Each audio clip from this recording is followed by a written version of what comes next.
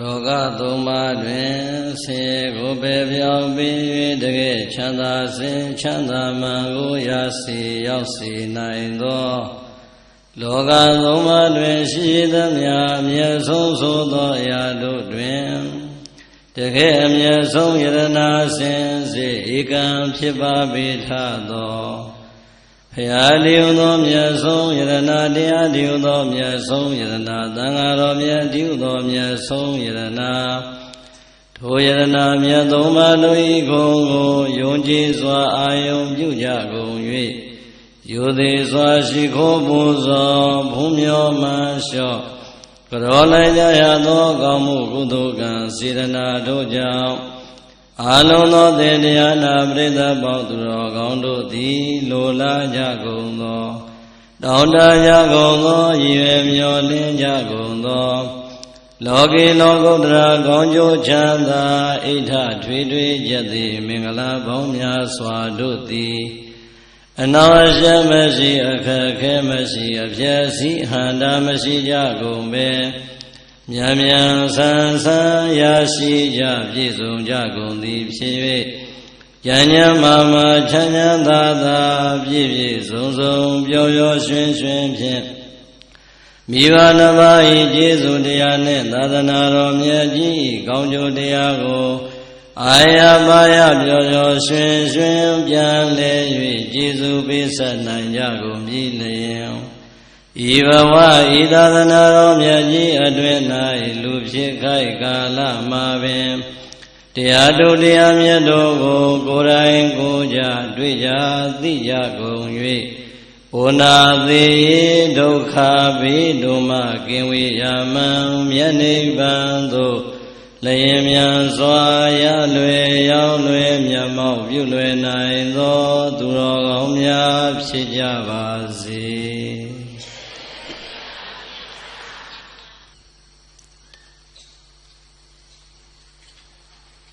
ဦးဇင်းတို့လည်းပဲမိတိလခရိုင်ဝမ်းရွယ်မြို့နယ်သားပါမြေလက်သားပေါ့လေဒါပေမဲ့မကွေးနဲ့ဆိုတော့ရေကြောမြေကြောတစ်ဆက်တည်းဖြစ်နေကင်းကလာတော့လေကားလေးပေါ်ကကြည့်မမြင်ရတဲ့ကြားတဲ့တမပင်တန်းအခုမှတခါလွမ်းစရာဟုတ်လားဘယ်ဇလန်းနဲ့များအောင်မေ့မိနေတယ်မသိဘူးအဲ့တော့အညာမှာဟောရမယ်ဆိုတော့စိတ်ထဲမှာပျော်နေတာအခုလူတွေမြင်လိုက်တော့ကြက်သိန်းတောင်ထားမျက်နှာကိုမနဲ့ထားနေဘာဘလို့ထားမှမသိတော့ငိုရတော့မှလို့ရီရတော့မှလို့ပျော်ရတော့မှဟုတ်လားဦးဇင်းတို့မေလနောက်ဆုံးရက်မော်လမြိုင်ဓမ္မသဘင်မှာဟောရပါတယ်လူတွေအများကြီးပါပဲမော်လမြိုင်ဟာအများဆုံးပါပဲဦးဇင်းတို့ဓမ္မဂတိကဘဝတတ်တမ်းမှာအခုမကွေးရောက်လာတော့မော်လမြိုင်ကဒုတိယဖြစ်သွားပြီဒါဦးဇင်းတို့ဘဝမှာဦးဇင်းတို့ဘဝမှာမဟုတ်ပါဘူးဓမ္မဂတိကတော်တော်များများဒီလောက်များများပေးတတ်တော့ဟောဖို့မထင်ပါဘူးဟုတ်လားတပည့်ရဆိုဘုရားကြီးဆိုရင်တော့ဒါရှင်းတော့ရှိပါဘူးတော်တော်လေးဝမ်းသာစရာကောင်းပါတယ်နော်တော်တော်လေးဝမ်းသာစရာကောင်းရင်မဇ္ဈိမဂုဏ်ကိုတော့အကျင့်ရှိတယ်စိတ်ညစ်စရာကောင်းရင်တရားတူပြီးတော့စိတ်ချမ်းသာစရာကောင်းရင်တရားရှိတယ်စဉ်းစားတာငါဘာလို့ရင်ကောင်းမလဲဟမ်အဲ့တော့ဒီမှာဆရာတော်တွေကလည်းတကယ်ဇော်တွေကြည့်ပဲပြိဿတရားကိုဘယ်နှနာရီဟောပြီးရင်ကောင်းမလဲညစာစားခဲ့လား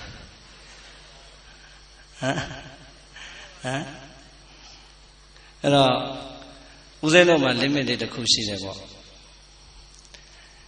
ပြည့်တက်က6 ချက်စကားပြောသလိုလက်ကုပ်သလိုလို့ဆိုရင်တနာရီနဲ့သိမ့်ပလိုက်တာ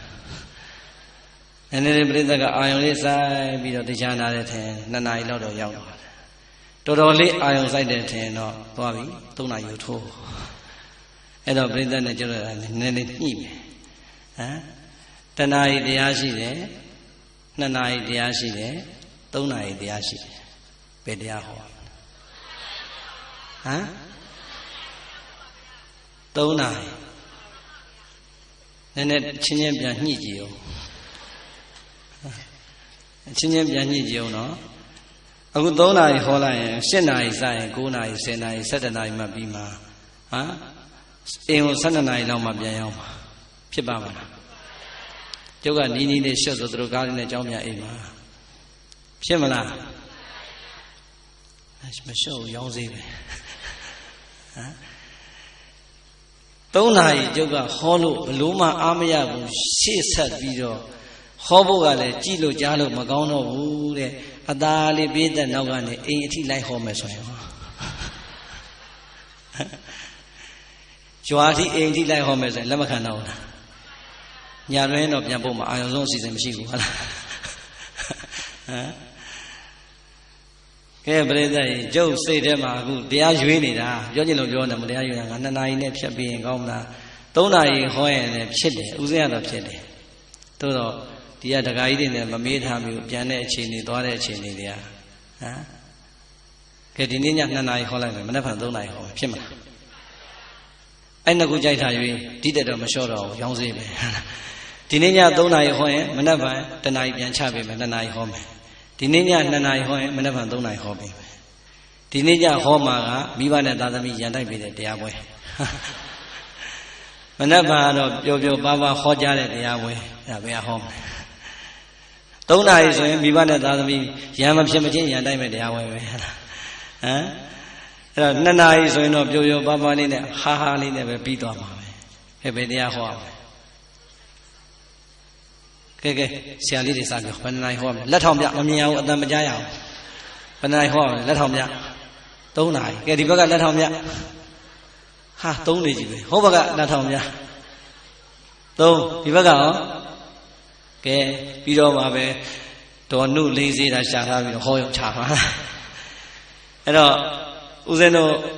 နည်းနည်းလေးပေါ့ဒါဦးဇင်းပျော်နေတယ်နော်ခီးဥတာစိုက်ပြီးဟုတ်လားဝမ်းသာအားရဖြစ်နေတယ်ဦးဇင်းတို့university ရဲ့ rule လေးနည်းနည်းပြောပြမြန်မာနိုင်ငံမှာဆိုရင်ဦးဇင်းတို့ master ဘွဲ့ကတစ်ခါရဖို့9နှစ်လောက်ကိုကျောင်းလဲတက်ရသေးတယ် thesis လည်းရေးရတယ်အိန္ဒိယနိုင်ငံမှာကျတော့ master ဘွဲ့မှာ thesis မရေးရဘူး master ဘွဲ့မှာ2နှစ်ပဲအဲ့ဒီ2နှစ်မှာတော့သူတို့ရဲ့ပညာရေးကဘလောက်အထိကျောင်းသားကိုဆွဲခေါ်ထားလဲဆိုရင်ဖတ်စီရမှာဦးဇင်းတို့10ဘာသာဖြေလိုက်10ဘာသာဖြေလိုက်တယ်သူကသူ့ဘာသာနဲ့သူ့အမှတ်စင်းအောင်စင်းထွက်တယ်ဆိုတော့ဒီနိုင်ငံမှာလည်းမဟုတ်တော့ဘာသာအလိုက်တစ်ခါတည်းအမှတ်စင်းနဲ့တွဲထွက်ပြီးသားဘယ်ဘာသာပြီးရင်ဖတ်စီရမှာအောင်နဲ့မအောင်ဘာမှပြောစရာမလိုသူ့အမှတ်နဲ့သူထွက်ပြီးသားပဲစကိုင်းရဖြေလိုက်တယ်ထွက်လာတယ်အဲ့ကြတော့2နှစ်လုံးပေါင်းတဲ့အမှတ်တွေနဲ့ထွက်လာတယ်2နှစ်လုံးပေါင်း2နှစ်လုံးရတဲ့ဘာသာရပ်တွေနဲ့မှဒီကျောင်းသားအောင်တယ်ဆိုရင်ဒါ pass အောင်တယ်ဆိုရင်အောင်တဲ့အပိုင်းမှာပါပြီးတော့မှသူက class ခွဲလိုက်တယ် first class second class third class အဲ့တော့ first class နဲ့ second class ဝင်တဲ့ကျောင်းသားက PhD ဒေါက်တာဘွဲ့အတွက်ကိုဝင်ခွင့်ဖြေလို့ရတယ်မရတဲ့ကျောင်းသားကအောင်တော့အောင်တယ်သူက master နဲ့ပြီးသွားပြီအကယ်၍ဒီကျောင်းသားက PhD ဒေါက်တာဘွဲ့အတွက်ကိုဝင်ခွင့်ဖြေခြင်းနေတယ်ဆိုရင်ဒီ10ဘာသာ2နှစ်ဖြေတဲ့ထဲကနေ3ဘာသာကိုပြန်ဖြေရတယ်နောက်တစ်နှစ်တိုးသွားတယ်သူ master 3နှစ်ဖြစ်သွားတယ်အဲ့3ဘာသာအမှတ်နဲ့ပေါင်းပြီးတော့မှသူ့ကိုအမှတ်မိရင်ဒေါက်တာဘွဲ့ဝင်ဖြေရတယ်အဲ့တော့ပြောလို့တာက2နှစ်ပေါင်းရတဲ့အမှတ်တွေကိုပဲကြည့်ပြီးတော့သူတို့ကအောင်နဲ့မအောင်ဘူးပြီးတော့မှ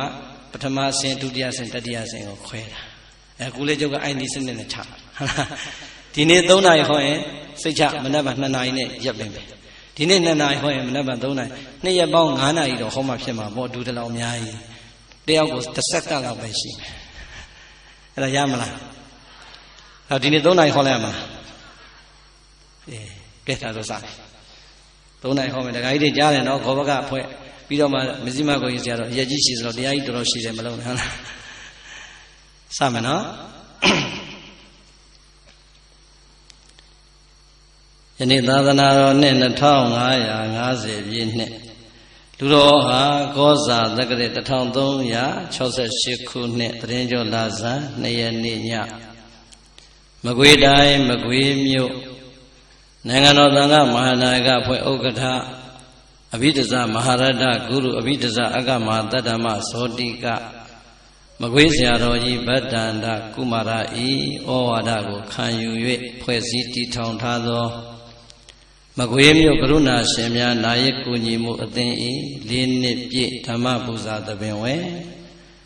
ဓမ္မဒါနမတိလူရှင်များဖြစ်ကြကုန်သောကွယ်လွန်သောဘိုးဘွားများနှင့်မိဘများကိုရည်စူး၍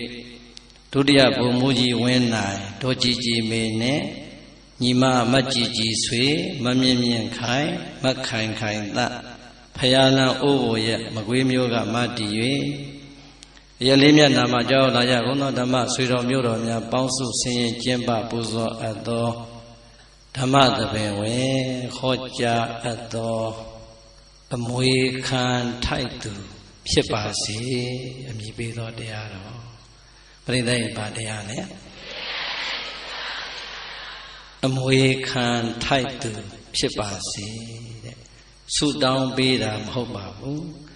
အားလုံးတို့မိသားစုအားလုံးတို့ဓမ္မဆွေတော်မျိုးတော်များအားလုံးအမွေခံထိုက်တဲ့သာသမီတွေဖြစ်အောင်လုပ်ကြပါလို့တိုက်တွန်းတာပါဟုတ်လားဒါကြောင့်တရားတော်ကိုမဟောကြားမီမနာကြားမီမှာတရားတော်ရဲ့ပိုင်ရှင်ဖြစ်တော်မူသောသုံးလောကထွဋ္ဌသဗ္ဗညုမြတ်စွာဘုရားကိုယုတ်သေးစွာရှိခိုးပူဇော်ကြရအောင်အလုံးခေတ္တခဏငြိမ်သက်စွာနေထိုင်၍လက်အိုးလေးတွေချီမျက်လွှာလေးတွေချရွတ်ဖတ်ပူဇော်နေတဲ့ဗုဒ္ဓရှင်တော်မြတ်ရဲ့ဂုဏ်တော်များကိုအာယုံပြုပြီးတော့အတူတူပဲပူဇော်ကြရအောင်ဦးဇင်းတို့ဖြည်းဖြည်းလေးလေးနဲ့အာယုံယူလို့ရအောင်ပူဇော်ပေးပါမယ်ဣန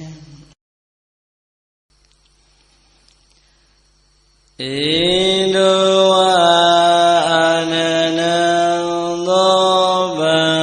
ဓမေတံဓမ္မဒေသကံကန္တိတံ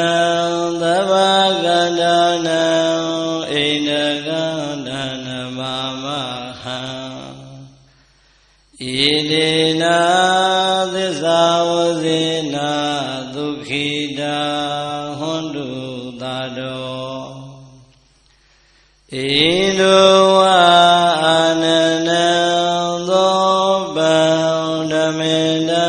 ဓမ္မဒေသကံ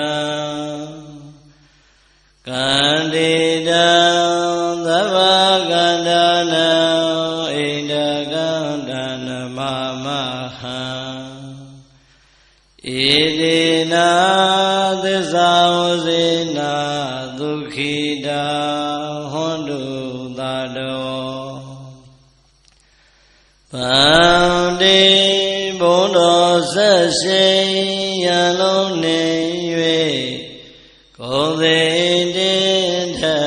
လွန်မြင့်မြတ်တော်မူပေသောအရှင်မြတ်ဖရာဒီအရှင်မြတ်ဖရာဤအာနန္ဒံဘုမြောတင်ရှုမြင်မဝအမယနိုင်သောမြတ်နာတော်အပြင်သည်ဣန္ဒဝါအာကဝေဟင်ထကောင်းကင်ဝဲမောင်းနေလေသံယုံနံသောတာယောဝထေဝင်းဝေလာမင်းကြီးကဲ့သို့သောဗံဘုသူမြင်သူရှုသူအာသာအစာမပြေတင့်တယ်လဘတော်မူပါပေသည်ဖယားဣန္ဒဝအာနနံသောဗံသောတာယောဤဖြူဝေထေဝင်းဝေလာမင်းကြီးတမြဤညိုဝေကောင်းလာပါသောမျက်နာတော်အပြင်လည်းရှိတော်မူပါပေထသောဓမ္မေတံတရားကျော်ခိုင်ထုံထိုင်ထိုင်နှင့်ရိုင်းဆိုင်နေသူနတ်လူအပေါင်းကိုလည်းဤကောင်းနှပြယင်ကြည်အောင်ဆုံးမတော်မူပေထသောဓမ္မဒေသကံဝင်လူချင်းချင်းကြွပွဲဝင်မြည်လူရှင်တတိုင်းญาတိုက်မင်္ဂစားဝိနည်းယာကိုတ ဒေသနာယေဤတိုင်ကျွေဟောပြတော်မူပေထသောသဗ္ဗကန္တနာအလုံးစုံသောအရာယရဏဟုသမြတ်တို့ထကန္တိတံအစတရားမကသာအောင်နိသက်ဖွယ်ရာလည်းဖြစ်တော်မူပါပေထသောဣန္ဒကံရှိသမျှဓမ္မဥဒ္ဓံအလုံးစုံကိုသင်္ကြုံပိုင်သာဆိုရတော်မူပေထသောတဏ္ဍာယကံမဂ္ဂင်ရှိစုအောင်လံထူ၍နေဘူးတောင်းမူပေါင်းကတို့ဖြင့်ဆောင်ဖို့တော်မူညာထိုရှင်တော်မြတ်ဖရာကိုအဟံဓမ္မကထာဒေသနာကိုဝေရှာဟောမည်စိတ်ကရည်၍ကြံစီ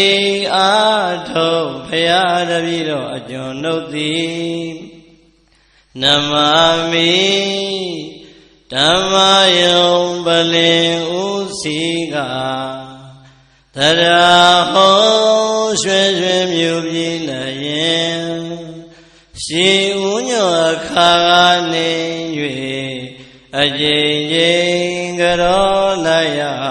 ပါတော့သည်မြတ်စွာဘုရား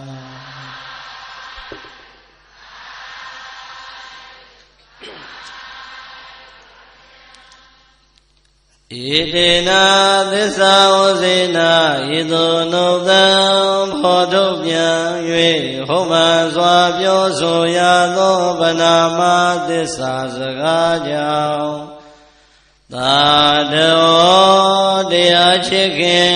စိတ်ကောင်းဝင်ရကုန်သောသင်္သူတော်စင်တရားနာပရိသတ်ပေါင်းတို့သည်ဒုက္ခိတာအန္တရေ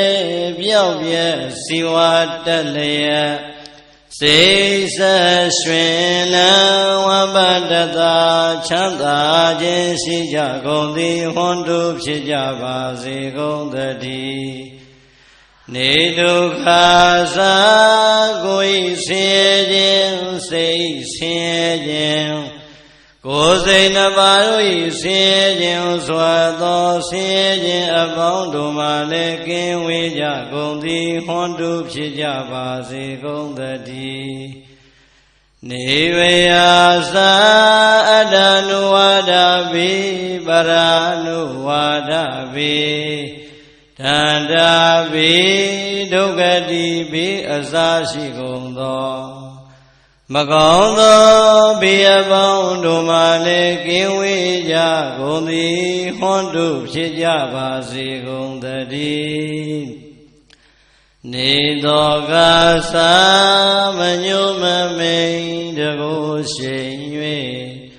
စိုးရိမ်မနှောင်ကြောင့်ကြပူဆွေးကိုကြွေးခြင်းတို့မှလည်းကင်းဝေးကြကုန်သည်ဟွန်တုဖြစ်ကြပါစေကုန်သတည်းဟွန်တု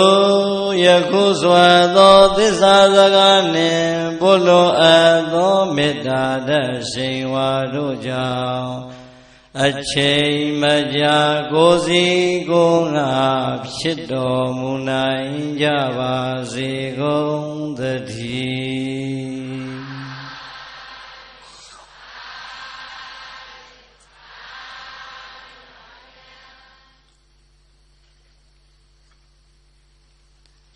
ဘာတရားတဲ့လေအမွေခံထိုက်သူဖြစ်ပါစေတဲ့ချမ်းသာသလိုထိုင်ပြီးတော့နာကြပါဟုတ်လားတင်ပလင်ကိုထိုင်ရင်လည်းထိုင်အစဉ်ပြေသလိုထိုင်တယောက်နဲ့တယောက်အစဉ်ပြေသူ့ပေါင်းကိုပေါင်းမအလှည့်ကြနင်းထိုင်ဒီတဲ့အစဉ်ပြေသူ့ပေါင်းမအိတ်ကိုပေါင်းမအိတ်ပြီးတော့ထိုင်ကဲပြိဿပျော်ပျော်ပါပါဟုတ်လား Alo Đô bề dạ mà ya đây à liền gà liền của tam giai lai sổ đi lưu ô chín là sổ lai nó ta giá mấy nào cho tên thà lắm hả alo lai sổ nó chuyện mê mà bia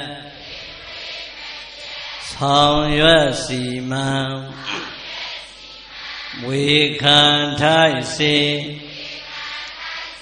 lưu nhá quỳ yuy xong lên nhũ nuê Wong á tuệ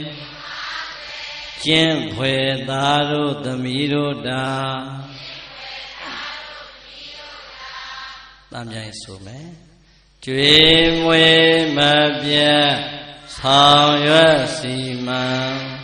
Mùi khăn thái xì Lùm ya huệ huệ Sao lên nhũ nuê Wong á tuệ Chén huệ tá rô tâm ý rô đà Chá mà nè vô là Bê chê nè yá Bê yuê nè yá Bà mà tí nè yuê nè yá là Cho độ nhà đồ nhà ta Phó nhi dòng đồ nè chi là ra sau đó A cô nông tí nè Hả là Hô cái lý lý bảo à cô rì mà rì cháu ngà biên lại Số biên nà rè yá nè rè Tí lên gà lý hà Đô bề ta á lô Chá bì ra mô bù là Alon thoa đô Dhamma suyတော်မြို့တော်တွေလည်းငယ်စဉ်တောင်ကြီးကလေးလေးဘဝတည်းကရလာခဲ့တယ်လို့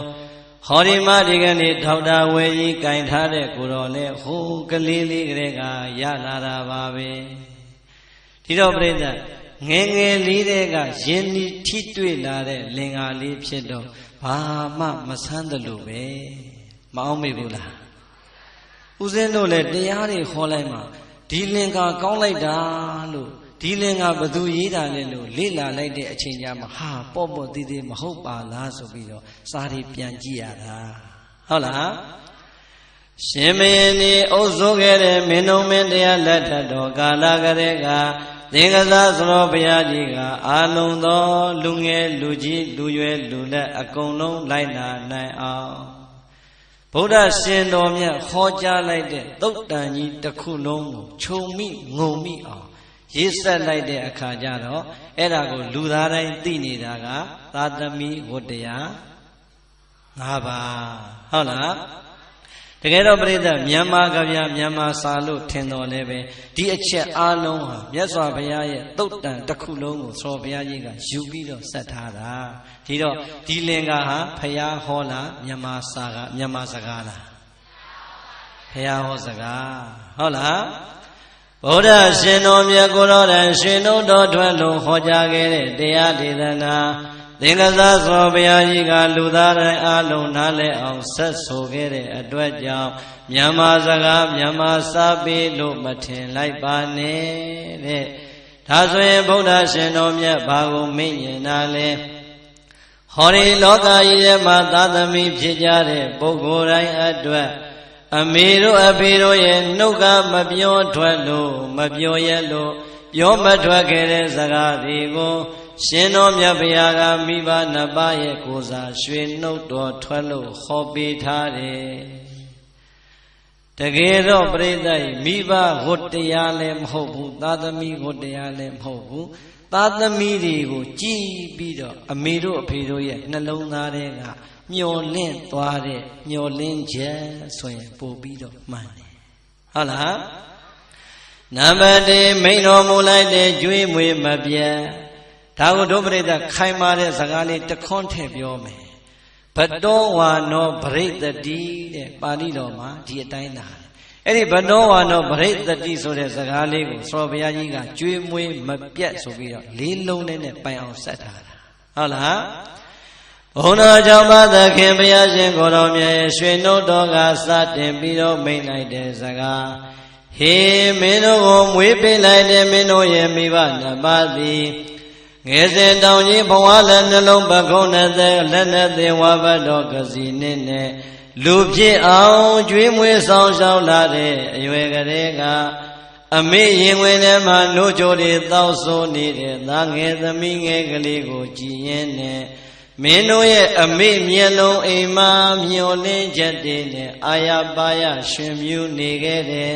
ဘယ်လိုများမျောလင်းချက်တွေထားခဲ့သလဲဆိုရင်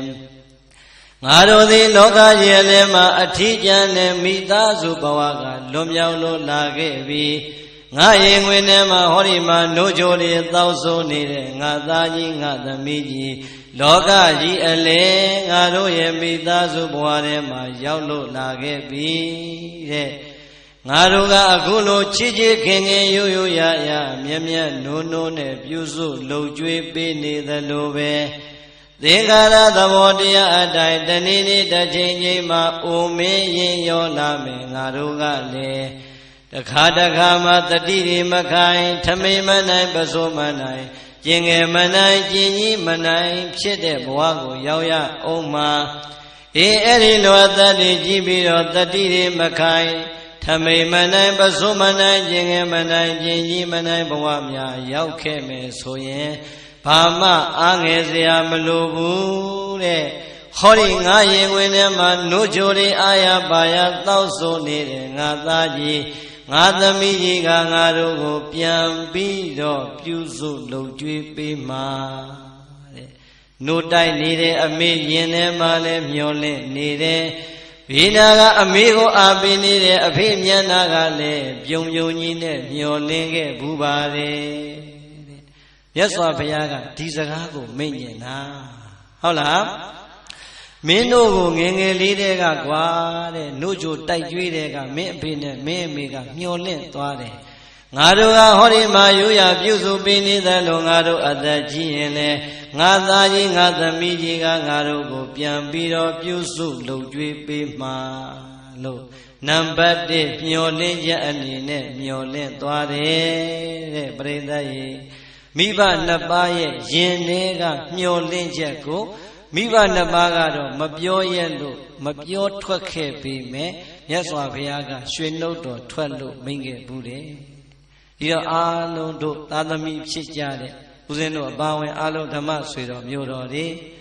အမေတို့အဖေတို့ကရင်ဝင်ထဲမှာနိုးတိုက်စဉ်ကာလကလေးကမျောလင့်ခဲ့တဲ့ဒီမျောလင့်ချက်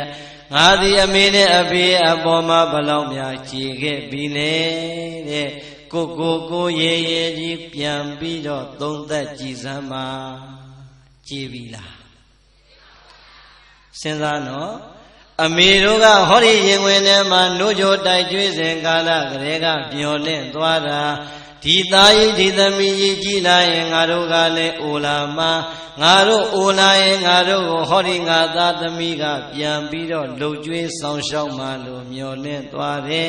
အဲ့ဒီမျောလင့်ချက်ကိုဘုရားကမိန့်လိုက်တယ်ဒါဆိုရင်တို့တရားနာပရိသတ်ပေါင်းသူတော်ကောင်းတွေအိမ်မှာရှိနေတဲ့မိဘနှစ်ပါးမရှိတော့တဲ့မိဘနှစ်ပါးရဲ့အပေါ်မှာငါဘလောက်တာဝန်ကြည်လိုက်သလဲကျွေးမွေးမပြတ်တောင်ငါဘလောက်များကြည်ပြွန်လိုက်သလဲလို့စဉ်းစားကြည့်စမ်းပါမကြည်သေးရင်ဘာလုပ်ရမလဲကြည်အောင်ဆက်ရမယ်ကြည်သွားတယ်ဆိုတဲ့အဆင့်ကတော့ရောက်ဖို့လွယ်ပါမလားမလွယ်ဘူးပြိဿတချို့သားသမီးလေးတွေရဲ့ဘဝမှာဝမ်းနည်းစရာကောင်းနေတဲ့စိတ်ဓာတ်တွေပေါ်နေကြတယ်အမေအိုအဖေအိုတွေတတိမခိုင်တော့ဘူးကျင်ငယ်ချင်းကြီးမနိုင်တော့ဘူးအေးမိမိရဲ့အိမ်ပေါ်မှာမိမိရဲ့မျက်စိရှေ့မှာမြင်နေပေမဲ့နှာခေါင်းလေးတရှုံရှုံနဲ့မလုံကျွေးမပြူးစိုးတဲ့သားသမီးတွေမြောက်များစွာရှိမနေဘူးလားကြည့်လိုက်စမ်းပြိဿဒီအချိန်ကျမှတတိမခိုင်လို့ကျင်ငယ်ချင်းကြီးမနိုင်တဲ့အမေတို့အဖေတို့ဘဝကကိုကမြင်ရတာကိုယ်တော်ကပြိဿအမေရင်ဝင်ထဲမှာပါချခဲ့တဲ့အီးတွေစုထားမယ်ဆိုရင်နေပါမလားမိမိပေါက်ချခဲ့တဲ့ရှူရှူတွေများစုထားမယ်ဆိုရင်ခါလံဘုံတွေနဲ့တောင်တည်လို့ရမယ်ကဲ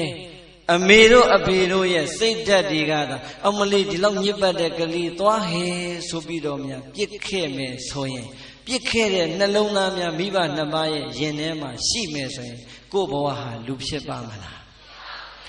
ဘလောက်ပင်ဆိုပါစေဘလောက်ပင်ຫນွေပါစေကျင်ငယ်ချင်းကြီးဘယ်နှကြိမ်မဲပါချသွန်ချပါစေ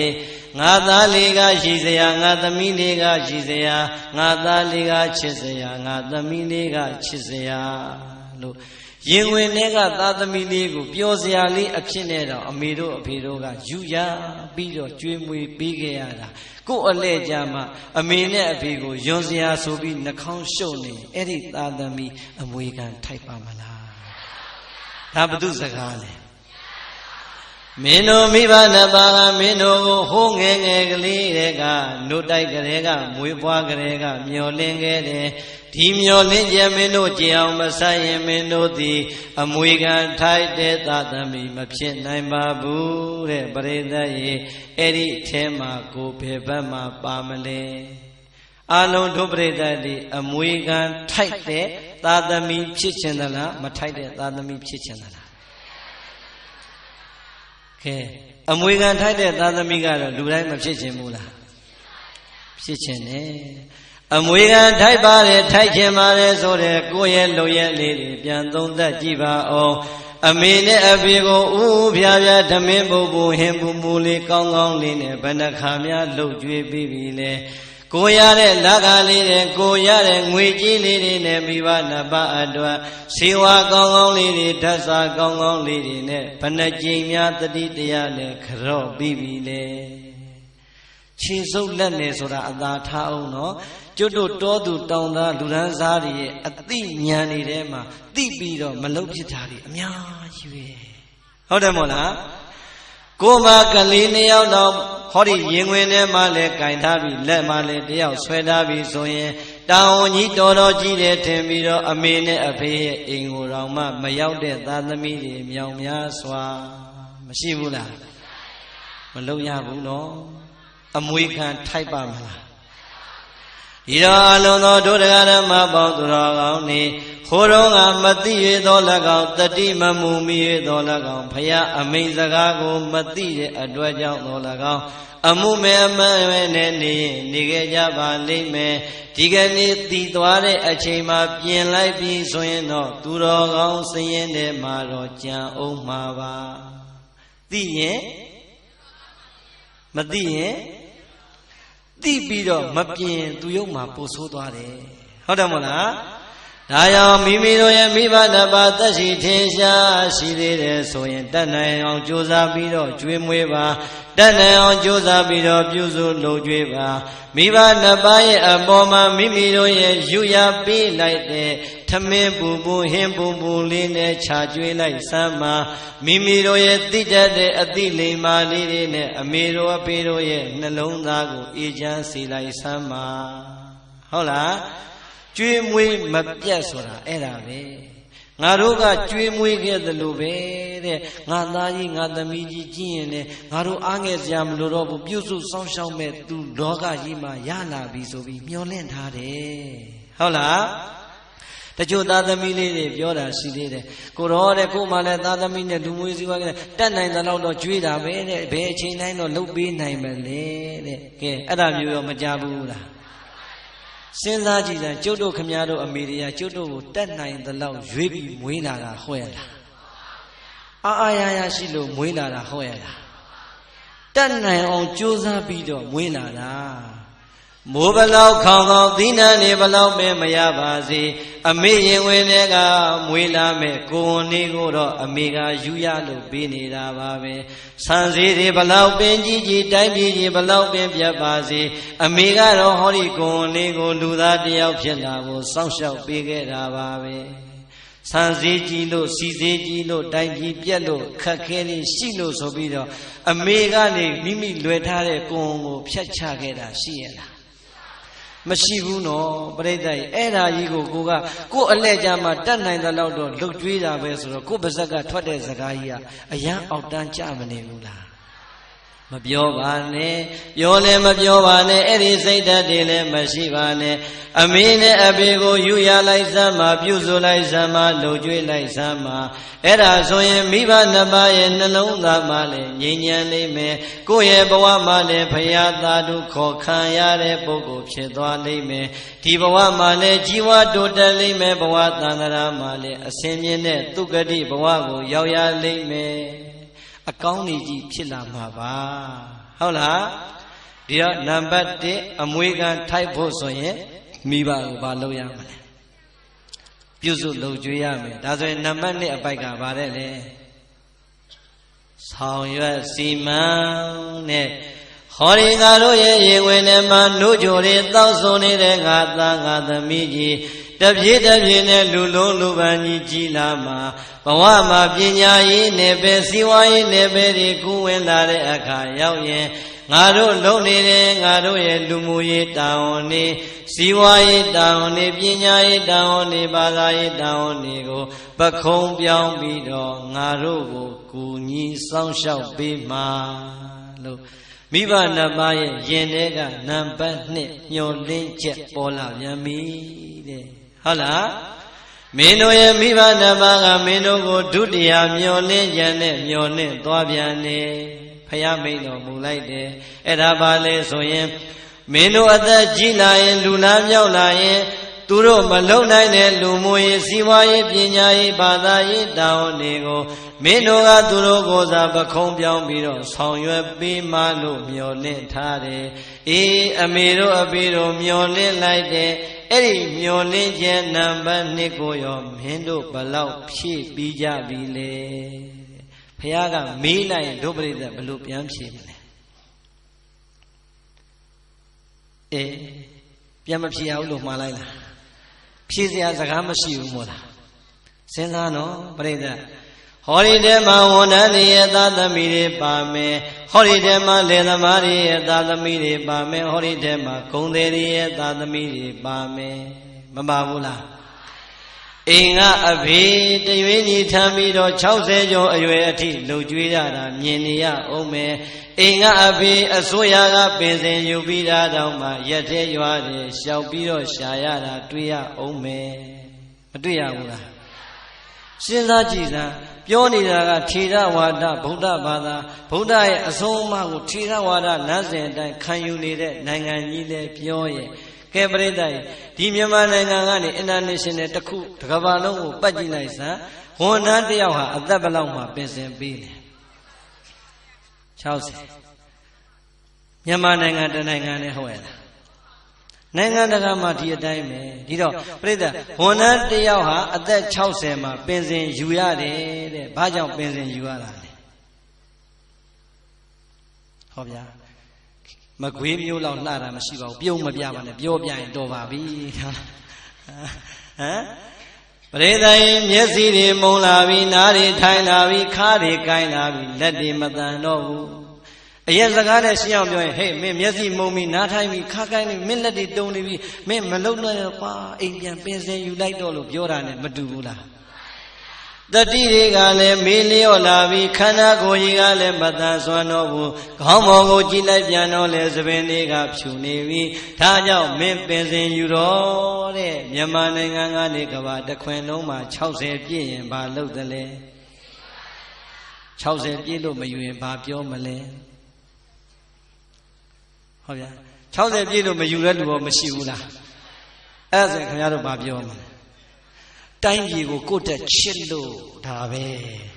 ခမရတို့သူတို့လောက်မချစ်လို့ဟုတ်တယ်မလားတိုင်းပြည်အတွက်ငါအသက်ပေးမယ်80 80သိရင်သိပြီသိတဲ့အထိငါလုပ်မယ်ဆိုရင်ဒီလောက်တိုင်းပြည်ချစ်တဲ့လူတွေကပြိဿဒါချီးကျူးရမှာဗောဟုတ်တယ်မလားဟုတ်လားအဲ့တော့60ပြည့်ရင်ပင်စင်ပေးတာကတော့နိုင်ငံတကာရဲ့စီကံဖြစ်တဲ့အတွက်ကိုယ့်အိမ်ကအဖေဝန်ထမ်းဆိုရင်ရောအသက်ဘယ်လောက်မှပင်စင်ရမှာ60နော်ဒါဆိုရင်အသက်60ရွယ်မှာတတိတွေချွတ်ချော်လာပြီးခါးတွေကိုင်းလာပြီးနားတွေထိုင်းလာပြီးဆံတွေဖြူလာပြီးမျက်လုံးတွေကမုံလာပြီးလက်ချေတွေမတန်တော့တဲ့အတွက်ကြောင့်ပင်စင်ပေးလိုက်ပါပြီတဲ့နိုင်ငံတော်ကတော့ပင်စင်ပေးလိုက်ပါပြီအိမ်ပေါ်ရောက်လာတဲ့ကိုယ့်အဖေနဲ့ကိုယ့်အမေသားသမီးတွေကပင်စင်ပေးပြီးပြီလားစဉ်းစားနော်အဖိုးကြီးတွေအဖွားကြီးတွေ60ဆိုတဲ့အရွယ်ဟာကံကောင်းထောင်းမှလို့နေရမှာမှနောက်ထပ်10နှစ်15နှစ်60အထိဒီသားသမီးတွေစားဖို့ရှာခဲ့ရတယ်နေဖို့ရှာခဲ့ရတယ်ပညာသင်ပေးဖို့ရှာခဲ့ရတယ်မစွန်တဲ့ကောင်လေးတွေကောင်မလေးဆိုရင်ကျင်ရတော့မှရှာမပေးရဘူးလား အဲ့ဒီတော့မိဘက60အထိဒီတာဝန်တွေကိုအဆက်ယူလာခဲ့ပါလေနဲ့60ပြည့်လို့နိုင်ငံတော်ကပင်စင်ရတဲ့အဖေကပင်စင်စာအုပ်လေးကင်ပြီးတော့နေပူကျဲကျဲမိုးရွာထဲမှာပင်စင်ထုတ်နေရသေးတယ်ဆိုရင်အဲ့ဒီသားသမီးတွေရှက်စရာမကောင်းဘူးလားဝန်ထမ်းသားသမီးဆိုရင်လည်း60ပြည့်သွားတဲ့အဖေကိုပင်စင်ပြီးလာလို့စဉ်းစားကြည့်စမ်းပါလေသမားသားသမီးကုန်တဲ့သားသမီးဆိုရင်ရော60ပြည့်သွားတဲ့အဖေတို့တန်စွမ်းသေးရဲ့လားတန်စွမ်းသေးရဲ့လားမတန်စွမ်းတော့တဲ့ဒီအဖေနဲ့အမေကိုပင်စင်ဘာလို့မပြီးနိုင်ရတာလဲဝမ်းနဲ့စရာမကောင်းဘူးလားနိုင်ငံတော်ကပင်စင်ပေးလိုက်ပြီးတော့ပင်စင်စာအုပ်လေးခေါင်းအောင်မှထိုးထားရင်နဲ့အင်္ဂါမွေးလာတဲ့သားသမီးကတဆင်မွေးလာတဲ့မိကလေးကိုလက်ကဆွဲကြောင်းလွယ်အကြီးကိုတစ်ဖက်ကလွယ်ထမင်းညိုင်ကိုင်းရိုင်တိုင်းနဲ့ကြောင်းကျိုးကြောင်းပိုးလုပ်ရတဲ့အဖိုးကြီးအဖွားကြီးတွေလည်းမြောင်များစွာရှိဘူးလားကဲပြိဿစဉ်းစားကြည့်စမ်းနိုင်ငံတော်ကတော့ပင်စင်ပေးလိုက်တာသားသမီးပင်စင်မပေးလို့ဘဝမှာမချမ်းသာသေးတဲ့မိဘနှစ်ပါးရဲ့ဘဝတွေမြင်နေရတာမရှိဘူးလားကဲအဲ့ဒီသားသမီးတွေအမွေခံထိုက်ပါမလားစဉ်းစားတော့ဖယားမိတ်တဲ့စကားဟုတ်လားအမွေခံမထိုက်ဘူးဆိုမှတော့သွားပြီအဲ့ဒီသားသမီးနတ်ပြည်တွေနိဗ္ဗာန်တွေဆူတောင်းမနေနဲ့ဘယ်သွားမလဲကိုပြောတဲ့နေရာကိုသွားကြပေါ့ဟုတ်လားစဉ်းစားတော့နိုင်ငံတော်ကလည်း60ပြည့်လို့ပင်စင်ပေးလိုက်ပါပြီဝန်ထမ်းဘဝမှာ60ပြည့်လာသလိုပဲကုန်းတဲ့ဘဝမှာလေသမားဘဝမှာ60ပြည့်လာရင်အတူတူပါပဲမျက်စိတွေမှုံနာတွေထိုင်ခါတွေကိုင်းလာတဲ့ဒီအဖိုးကြီးဒီအဖွားကြီးတွေကိုအင်္ဂါသားသမီးတွေကမြည်ထိန်ခိုင်းမြန်ပြီ60ရွယ်သပင်ဖြူကားမှတောင်းတောင်းတင်းတင်းတီးနေတဲ့မင်္ဂလာပွဲကိုလည်းလွတ်ပြန်ပြီမသွားရဘူးလားသားသမီးတွေမှာတော့အဖိုးကြီးဘွားကြီးတွေလူမှုရေးပြတ်မှာဆိုလို့ဆိုဖိတ်စာလေးကန်တုံကြည့်နဲ့ဟိုးတောင်းတောင်းတင်းကြားတယ်လေသွားပြီးတော့မင်္ဂလာဆောင်မလိုက်ရဘူးလားကဲပြိဿရှက်စရာမကောင်းဘူးလား60အထိလှုပ်ကြွေးလာပြီပဲတော်ပါတော့အနာပေးလိုက်ပါတော့ဟုတ်လားအဖေတို့အမေတို့ရဲ့ယင်ထဲမှာတော့မိမိကိုမွေးကင်းစားရွယ်တဲ့ကမျောလင့်လာတဲ့အခါအဲ့ဒီလိုများလှုပ်နေရရင်သားသမီးညိုညင်မှာစိုးလို့လှုပ်ပေးနေရပေမဲ့အဖေနဲ့အမေရဲ့ယင်ထဲကတောကအပူဟာငြိမ့်မှာမလားအောင်မလေးကွာငါတို့မွေးအောင်လဲကြိုးစားကြရတယ်ကျွေးအောင်လဲကြိုးစားကြရတယ်ပညာလဲသင်ကြရတယ်သားသမီးရမြည်ရရတာတော့မှငါတို့ကိုဒီတိုင်းပဲခိုင်းလို့ကောင်းတော့နဲ့ယင်ထဲမှာတော့တောကရာဒီပါပဲယင်ထဲကတောကတွေဟာငြိမ့်မှာမလား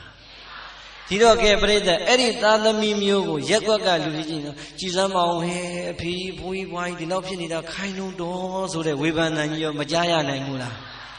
ကြားရနိုင်တယ်အဲ့ဒီတဲ့ဝမ်းနေစရာကောင်းတာကပြိဿတချို့ဘိုးကြီးဘွားကြီးတွေကလေဝါသနာလေးပါလာလို့ငါတရားပွဲတောင်းမယ်နော်တို့တရားပွဲတောင်းမယ်ဆိုဟာဖေတို့မေတို့ကလည်းဗျာနေစမ်းပါဒီညဇကားကောင်းလို့ပါခင်ဗျားတို့မြည်နေတဲ့အိမ်မှာအိမ်စမ်းပါဆိုတော့သွားလို့ရသေးလားသူတို့ကျွေးတဲ့အလက်ရောက်ပြီဆိုတဲ့အခါကျတော့လေမိဘနှစ်ပါးကအရှုံးပြီးငြိမ်နေရတာပဲဒါကြောင့်မဖြစ်စေနဲ့ဟုတ်လားကျွေးမွေးမပြတ်ဆောင်ရွက်စီမံဟောဒီတာဝန်နေရကိုမကြေပြုံကြဘူးဆိုရင်တော့အဲ့ဒီသားသမီးတွေမြတ်စွာဘုရားမိန့်လိုက်တာအမွေခံလုံးဝမထိုက်တဲ့သားသမီးတွေဖြစ်ပါပြီဝမ်းနဲ့စရာမကောင်းဘူးလားဒါကြောင့်မိမိဒီဘယ်ထဲမှာပါမလဲကိုယ်ကိုရဲရဲကြီးဆင်ရင်ရဲရဲကြီးသုံးသပ်ပြီးရင်ဒီကနေ့ကစားနောင်မနှက်ဖန်ကစားပြီးတော့ငါသည်အိမ်ငါအဖေနဲ့ငါအမေကိုပင်စင်ပေးတော့မယ်ကလေးမထိုင်ကလေးထိမခိုင်းတော့ဘူးဟိုနာဒီနာမခိုင်းတော့ဘူးအိမ်ဆောင်မခိုင်းတော့ဘူးတရားပွဲပဲသွားခိုင်းတော့မယ်လို့လမ်းကြောင်းပြောင်းလိုက်ရင်အချိန်မမီဘူးလားကဲဒါဆိုရင်ပြိဿဘယ်နှချက်ပြီးသွားပြီလဲနှစ်ချက်သာပြီးတယ်နာယီဝဲရှိနေကျွေးမွေးမပြတ်ဆောင်ရွက်စီမံမွေခံထိုက်စေပြိဿဆိုကြည်စမ်းပါတယ်လေ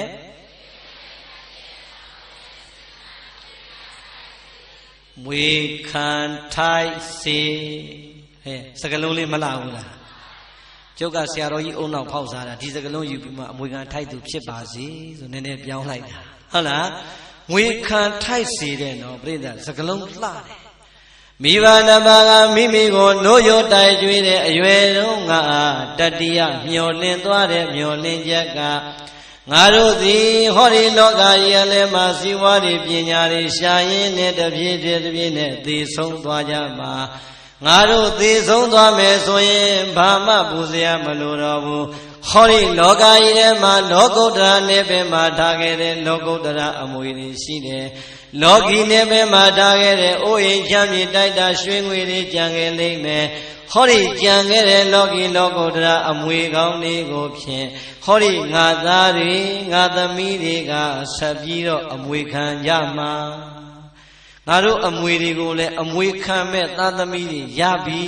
ဆိုပြီးတော့ကိုယ့်ကိုနှုတ်တိုက်နေရင်အမေတို့အဖေတို့ကပျော်လာခဲ့တာဟုတ်လားဒီတော့သားသမီးတွေရဲ့ဘဝဟာဟမ်မကြဘူးလားအမေဖေသေးတော့အမွေတွေဘယ်လိုရလဲသားသမီးတွေရတာသိကြလားအမေနဲ့အဖေသေးရင်သားသမီးတွေအမွေခံထိုက်တယ်ဆိုပြီးတော့အမွေတွေယူလိုက်ကြတာပရိသတ်ရဲ့ပြေးရပြေးကြောင်ခွဲလို့မပြီးဘူးဆိုရင်ယုံအောင်တက်ပြီးတော့အမွေခံထိုက်တာယုံတက်ပြီးတော့အမွေတွေမခွဲကြဘူးလားအမွေခံထိုက်လိုက်တဲ့သားသမီးတွေအမေနဲ့အဖေအသက်ထင်ရှားရှိစဉ်ကာလတုန်းကတော့ဟိုသားကိုပို့ပြီးတော့မျက်နှာလိုက်တဲ့ဒီသမီးအငယ်ကြတော့ပို့ပြီးတော့ဦးစားပေးတယ်ဆိုပြီးတော့စိတ်ကောက်သလိုစိတ်ဆိုးသလိုနဲ့အမေနဲ့အဖေရဲ့အိမ်ကိုမလာအမေနဲ့အဖေသိပြီဆိုတဲ့အခါကျမှရက်ကွက်ကသိအောင်သားသမီးအရင်မှန်သိအောင်ငိုရတာလေပင်ပန်းကြပါတယ်ဒီလိုသားသမီးတွေရောမရှိဘူးလားအံ့ဩဖို့ကောင်းတယ်အမေနဲ့အဖေအသက်ထင်ရှားရှိတုန်းကတော့အမေတို့ကသူ့ကြတော့ပူပြီးတယ်ကျွန်တော်ကြတော့လုံးမပေးဘူးဆိုစိတ်ဆိုးမလားသေတဲ့အခါကျအဲ့ဒီလူကအကျဉ်းကြီးငိုတာဘာဖြစ်လို့လဲအမွေစင်းထဲမှာမပါမှာကြောက်လို့ဟုတ်လားဒီတော့ပြိဿအမွေခံထိုက်ပါတယ်ဆိုပြီးတော့လောကဥပဒေကရောမပေးထားဘူးလားလောကဥပဒေကပေးလို့စားလိုက်ပေမဲ့ပြိဿအမွေကိုတခင်မထိုက်တဲ့သားသမီးဟာခံစားတိုင်းကြောက်เสียမကောင်းဘူးလားဒါဆိုရင်အာလုံးသောဒုတိယနာပရိသတ်ပေါင်းသူတော်ကောင်းတွေဟောဒီမကွေးတိုင်းရဲ့မကွေးမြို့နယ်မှာအမွေခံထိုက်တဲ့သားသမီးတွေထဲမှာဘယ်မွေတွေဘလောက်ခံနဲ့အမေတို့အဖေတို့လက်ထက်တုံးကဖရာတကာကျောင်းတကာတွေဖြစ်သွားတဲ့မိဘတွေမြောင်များစွာမရှိဘူးလားဇေယတကာလမ်းတကာဂူကျောင်းတကာဖြစ်သွားတဲ့မိဘတွေမရှိဘူးလားကဲပရိသတ်နောက်တစ်ခုမေးမယ်နော်ဟောဒီမှာစင်းနေရွှေတွေငွေတွေတိုက်တွေကားတွေကြတော့လူရပြီးတော့ငါတို့လဲဆိုင်တယ်ငါလဲပိုင်နေလို့ခွဲနေလိုက်တဲ့သာသမီတွေအဖေတို့အမေတို့လူခဲ့တဲ့ဇေယတစောင်းဂူကြောင်းနေကြတော့ဟေ့ဒါကတို့အမေလူခဲ့တဲ့ဇေယဒီဇေယကိုငါတို့အမြဲတမ်းမပြတ်အောင်ထိမ့်သိမ်းစောင့်ရှောက်လူမယ်ဘသူမှမကတ်နဲ့ဆိုပြီးတော့များအဲ့ဒီကောင်းမှုအလှတွေကြတော့အမွေကိုလူခွဲတာကြားဘူးလားတချို့ဘုန်းကြီးတွေကအပြောကောင်းတယ်တကားလေးတွေလာအောင်ဒါမင်းတို့မိဘတွေလူခဲ့တဲ့ဇယဲကွာအခုပြိုကြတော့မယ်ငါလည်းပြင်ကောင်းမလားစဉ်းစားမင်းတို့မိဘအမွေဆိုတာခံယူတတ်တယ်ကွာပြင်ညာဆိုတော့မသိကြအောင်ဆောင်သွားတဲ့သားသမီးတွေမရှိဘူးလားဟောကဲဝမ်းနေစရာမကောင်းဘူးလားအဲ့ဒီအကြောင်းများတွင်လေကျုပ်ကအမြဲတမ်းဝမ်းနေတယ်ဘာဖြစ်လို့လဲသိလားကျုပ်ဖြစ်ပုံဟုတ်လားဖြစ်ပုံလေးပြောပြမယ်နိုင်ငံခြားမသွားခင်ပတ်စံလေးစုထားတာ3,800,000ရအဲ့တော့ကျွတ်တို့သွားတဲ့ချိန်ဒေါ်လာမှ220ပဲရှိတာမလီ2သိန်းကျော်ရရင်ဒေါ်လာ1000ရရင်ငါသွားလို့ရတယ်ဆိုစုထားတာအဲ့ဒီဆရာတော်ကြီးကမောင်ကောင်းကြီးရေးတဲ့ရိတ်တာလေးဖွင့်ရအောင်ကွာတဲ့ဟာဆရာတော်ရိတ်တာဖွင့်ရင်ကျောင်းကကျင်းတယ်လို့တပည့်တော်ကျောင်းနည်းနည်းချက်မှရမယ်လို့ချက်ပေါ့ကွာတဲ့ဆရာတော်ဒီအလူရှင်တွေကအခုရှိသေးလားဟာလူကြီးတွေတော့မရှိတော့ကွာသူသားသမီး9ယောက်ကတထေးတွေကွာတဲ့မင်းတို့လှုပ်လိုက်တယ်လှုပ်ပြီးသူတို့ခေါ်လိုက်ရင်လူမှာပေါ့ကွာတဲ့ဟာဒါဆိုရင်တော့ချမယ်ပေါ့ခွင်မဲပေါ့ငါမပြည့်တဲ့2,200,000လေးပြည့်ရင်လည်းပြည့်သွားမယ်ပေါ့လေဟဟလားရှိတာလေးရင်းထည့်လိုက်အောင်မယ်ဆိုဟဟလားကြောင်းကိုဖြိုးဖြက်ချထည့်လိုက်တာချပြီးတော့တကားလည်းအမြန်ဆောက်တခန်းချဲ့ပြီးတော့အမြန်ဆောက်ပြီးတော့ကောင်းမှုရှင်လေးအရင်တိုင်းပြန်တက်ဆေးတောင်တုတ်ထားလိုက်သေးတယ်ကဲဆရာတော်ဘုန်းကြီးတကား9ယောက်ဖိတ်လိုက်တော့မနက်ဖြန်မွေးငါချက်ခိုင်းထားမယ်မွေးငါလေးချက်ခိုင်းထားပြီးတော့ကျောင်းကနေဆောက်ခဲတကားကြီးတို့လာကြခမရတို့အလှရဲ့အကြောင်းရင်းရောသိပြီလားမသိဘူးဗျာဆရာတော်ကြီးခေါ်လို့လာတာအေးဒီမှာဒါခမရတို့မိဘတွေလို့ပြောတယ်ဟာဟုတ်တယ်ဗျာတပြည့်တို့မိဘတွေလူခဲ့တာအဲ့ချိန်ကြီးတော့အတက်တရောဝမ်းသာနေတာဟုတ်လားဟုတ်ပြီဒီနေရာလေးခုကျတို့ရိတ်တာဖွင့်မှာမို့လို့ယောဂီတွေတရားထိုင်ဖို့နေရာကျင်းလို့ခုတခန်းချက်လိုက်တာတခါကြီးအစာဆုံးဟိုအောင်ဒီအောင်ပေါင်းလိုက်3 သိန်းတော့ကုန်တယ် အဲ့တော့သားသမီးဆိုတော့မိဘအမွေခံထိုက်တော့ခံရတာပေါ့ဗျာလို့ခင်ဗျားတို့သားသမီးတွေလှူလို့ရအောင်လို့ကျုပ်ကပြောပေးတာလို့အဲ့ဒါလေးခေါ်ပြောတာဆိုတော့လေတယောက်နဲ့တယောက်မျက်စပြင်းပြီးတော့မလှုပ်တော့ကိုကဒီလူတွေစိတ်နေရှူတွေတွဲလဲနဲ့ဒီလောက်လာကြအေးစစ်စစ်ပါလို့ကံကောင်းလို့များ3သိန်းကျော်လို့ရင်ငါမျက်အောင်မှာဟုတ်လား